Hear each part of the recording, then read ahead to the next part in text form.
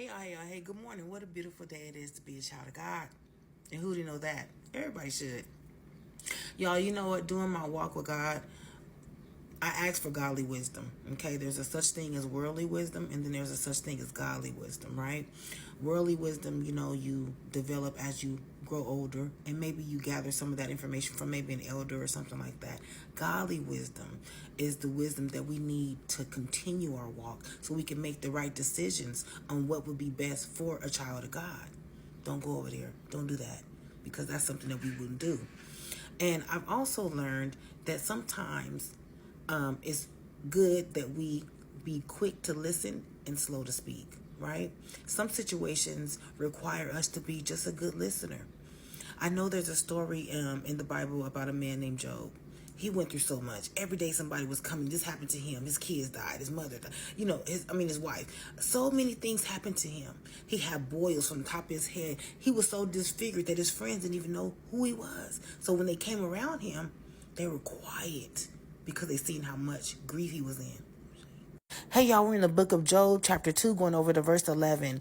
Now when Job's three friends heard of all this adversity that had come upon him, each one came from his own place. Verse 12. And when they raised their eyes from afar and did not recognize him, they lifted their voices and wept. They cried, and each one tore his robe and sprinkled dust on his head towards heaven. So they sat down with him on the ground 7 days and 7 nights, and no one spoke a word to him, for they saw that his grief was very great.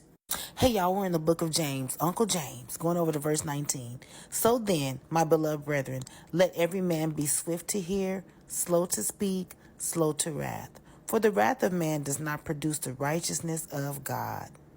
So there's this quote that says that we have 2 ears and 1 mouth so we can listen twice as much as we speak. But now we know that God did give us 2 ears and 1 mouth for a reason.